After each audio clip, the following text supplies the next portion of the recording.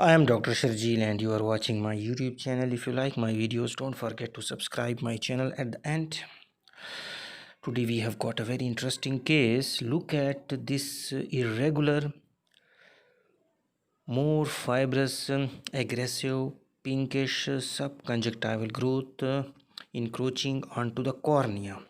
Now, it is not a typical wing-shaped encroachment of the pterygium. It is wavered extension of subconjunctival growth on the cornea and almost obstructing the visual axis.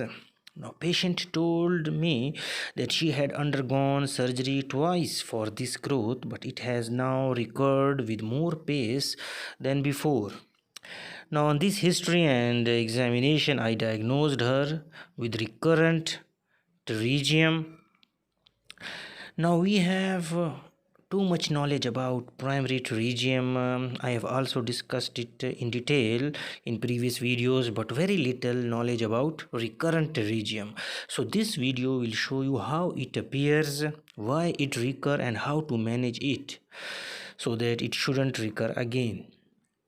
Pterygium surgery is not a simple thing. You are working on the main refractive surface of the eye, cornea. You can induce corneal scar, corneal ulcer, corneal astigmatism, Dellen formation, corneal thinning, corneal perforation, scleral thinning, scleral perforation. You can cut the medial rectus and cause squint. So extreme caution should be observed while performing pterygium surgery. Recurrent pterygium is a challenging condition. It is accompanied by too much scarring, too much fibrous tissue. You can see here in this recurrent pterygium, patient feels more intraoperative pain while performing surgery on recurrent pterygium. Because of more scarring, there are more risk of complications.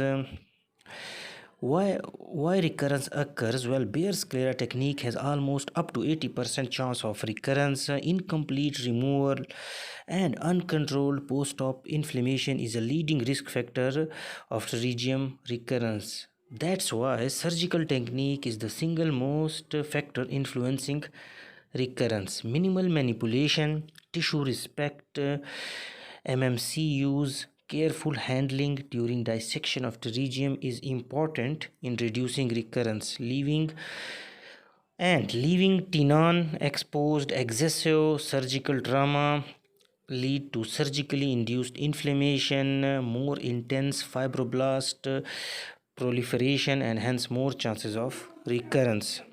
So in recurrent pterygium, first quiet the eye with anti-inflammatory topical and systemic steroids. Wait for a few months, then use 5-fluorouracil or mitomycin C. Next step is conjunctival preservation. As conjunctiva is already cut twice in previous surgery, so further cutting may lead to conjunctival shortening or symblepharon formation. Next step is that no exposure of tenon or sclera, and best is to reposition conjunctiva, and if there is still conjunctival shortening and a gap, then you can apply amniotic membrane graft. You can also take limbal conjunctival autograft from other eye to fill the gap. In recurrent pterygium, we are not taking it from the same eye due to already compromised and less conjunctiva due to scarring because of previous surgeries. So that's how you manage recurrent pterygium, and that's why recurrence occurs. Plus, recurrence also occurs if you are not covering your eyes with sunshades and your eyes are continuously exposed to UV radiations. Thank you very much.